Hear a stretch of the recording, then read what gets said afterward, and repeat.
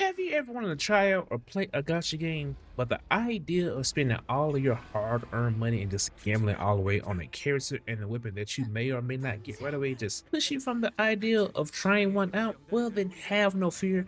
I have something that but just might be up your alley. It's your boy Samurai Jack, and am here to introduce you to Dragon Sword Awakening, which is your gacha but non-gacha game because it has all the thrills and the frills of a gacha, but it's only just a one-time payment of either $29.99 for the base game or $44.99 for the deluxe edition, which does have some additional DLC skins and DLC mounts as well attached to it. And I also like to thank keymailer and Hound13 provided me a review key for the game to allow me to review it. Now, let us get on into the story. So to give you a small synopsis of the story, basically you are in control of the main protagonist named Lute. Lute was told by his grandfather via letter to go to Orbis Kingdom and join the Organa Order, due to the fact that his grandfather had some business to take care of and he didn't want his grandson to be left all by himself in a different region. So Luke makes the trip over to Orbis and he ends up crash landing onto a beach. Well, a little further from the beach, he ends up under a tree. And once he comes to, he decides to make his way to Orbis. And along the way, and some mishaps in between, he comes across this motley crew who consists of Costella, Johnny, and Arya. Johnny being the leader of this motley crew. And Johnny basically convinced Luke to join said motley crew by scrolling him into it. And Cassell was like, hey, you can stick with us for a month. Luke was like, no, I don't want to do a month. I'll do a few days because I'm just here to just wait for my grandfather. So he joins up. And after he joins up, he basically learns what it means to be a mercenary.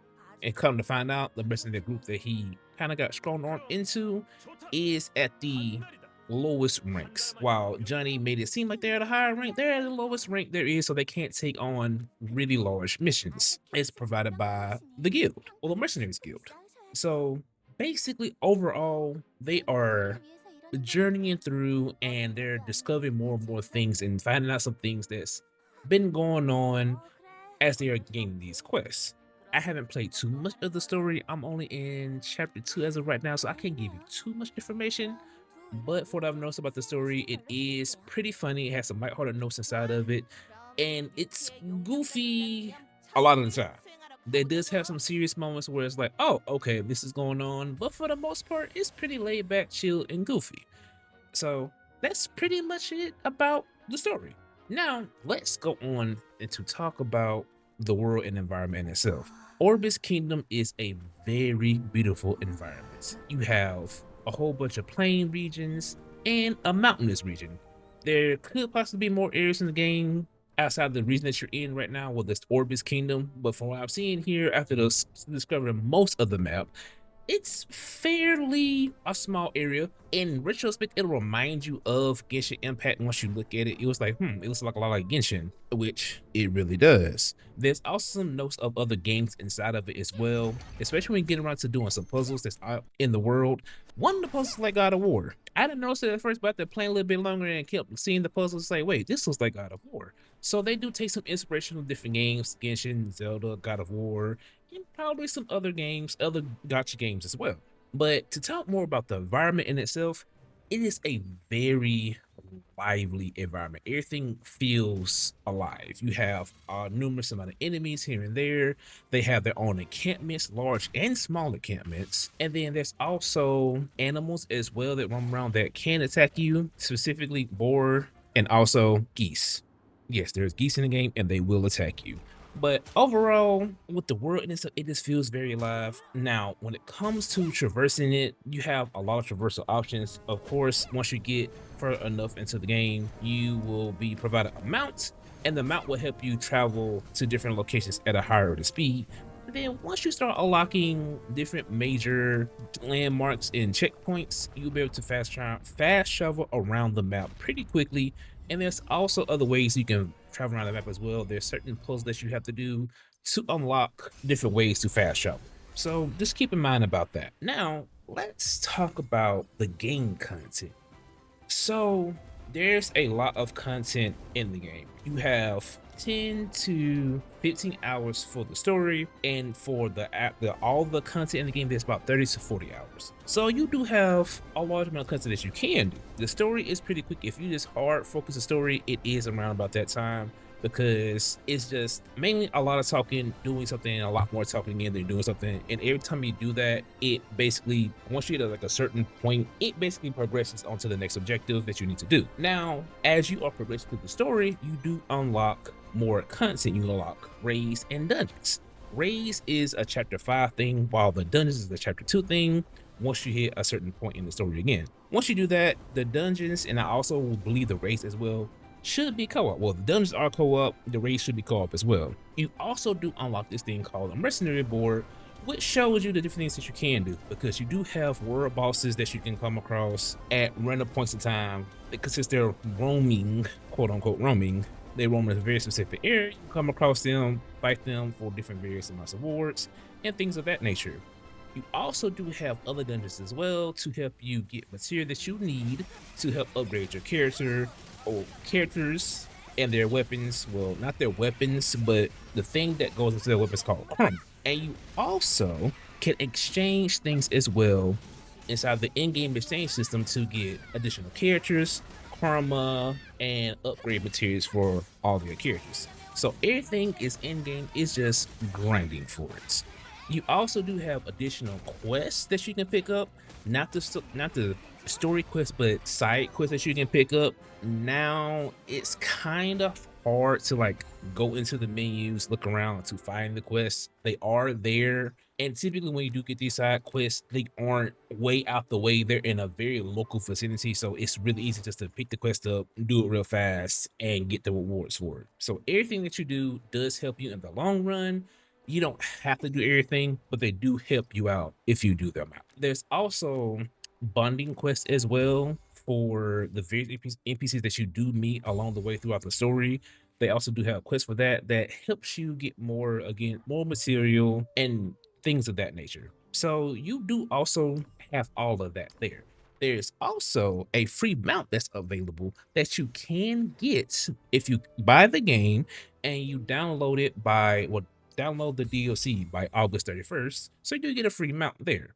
Just throwing that out there. Now, let's talk about the combat. So, the combat is interesting. When you start out, it's a little slow, but it's very dependent on team synergy. And once you understand the team synergy, it does pick up. Now, I would definitely say be careful on where you're going inside the game, because if you're somebody like me who likes to explore around, discover things and all that, you can definitely mess around to find out. And I messed around to find out a couple of times by going somewhere I had no business going, and of course engaging with the enemy. I got smacked upside my head a couple of times. But the combat, it kind of will remind you of, like I said, any other gacha game, especially ZZZ and Wuthering Waves. Genshin, not too familiar with the combat system and that, but I think they do have like a switching mechanic where you switch in at a certain point and it will extend the combo or do a special maneuver. For DragonSword, it's very dependent on team synergy and status effects. So you're switching off of status effects. Once you trigger a status effect, that's when you can switch your character in. So let's just say you have Castilla that's out right now, and you have Luke in reserve. You're using Castilla, and once she procs the stun status effect, you can call out Luke, and he will do his own special move that which procs off of the stun status effect, which he will start doing the down status effect. Once he does enough, well, once that builds up back up again, you can call out Castilla because she also can maneuver off of the stun status effect. Now, Arya, on the other hand, she works off of fire and light, I believe is what the status effect is. So proccing her is a little bit harder because she doesn't have any synergy with those two. Well, she just has synergy with Castilla because of the flights, but without the fire, she can proc herself if you call her out, do one of her skills and build the fire damage up and proc the status effect. You can call her out off of that. But again, that's kind of hard by herself. So that's how the combat basically works there. It's a lot of switching out, and you don't have to switch out right away. As long as the enemy is still alive, you can switch out as long as the side effect is still there. And that's when you can switch out then and allow the current person who's out do their full combo. And once you do the full combo with them, you call this person out, and they'll have like a small little special animation to continue the combo. And you can just keep switching and switching and switching and switching until the enemy finally perishes. So once you get into the groove of it, it feels very fluid. Now, there are some points where I wouldn't say feel janky, it feels like a little loose at some points. The dodging is okay. I think there's like, if you dodge at a perfect time, you won't really take any damage. But everybody has this break meter. When I say everybody, your characters have it, and also the enemies have it as well. You have this break meter. Once you break them, it stuns them for a little bit, but it also throws them off balance. So when you keep hitting them, they actually flinch. While the break meter is still there, you don't really flinch. But once your break meter does finally break, you will start flinching, and that flinching will prevent you as a character from attacking right away and knock you off balance, and same with the enemy. And some enemies you can juggle once it's high enough, but the larger enemies you really can't juggle. But that break meter does help do some additional things. Again, with loops, if you break an enemy and then you grab onto them, or if you do his grab skill, what it'll basically do, he'll jump on top of them and latch onto them, and he'll do his own little thing, and you can switch to somebody else. Which the cool thing about that is the person who is swapped out is the person who takes damage. So whoever you're in control of is one of the person that takes damage. The person who's trying to go back into reserve or is out doing their own little thing at that moment in time, they don't take any damage at all. So that's pretty cool there with the combat. So it's simple with some slight depth to it once you start understanding like when to switch out, who to use in the team together, because again, team synergy is very important in this game due to the fact that it runs off of status effects. So overall, I really do enjoy the game. For what I've played of it, it's actually pretty fun. I'm enjoying it a lot more than I thought it was.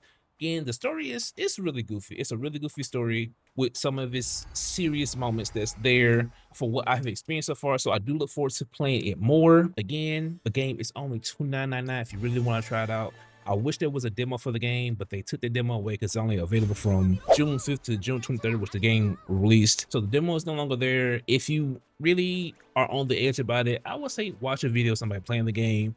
If you like gacha games, hey, this is up your alley. It is up your alley. It's only $29.99 for the game, so it's $30 USD. I don't know if there's regional pricing. It possibly is regional pricing. I didn't see anything about that, but it's only available on Steam currently. There has been some talks about them possibly porting it over to consoles as well.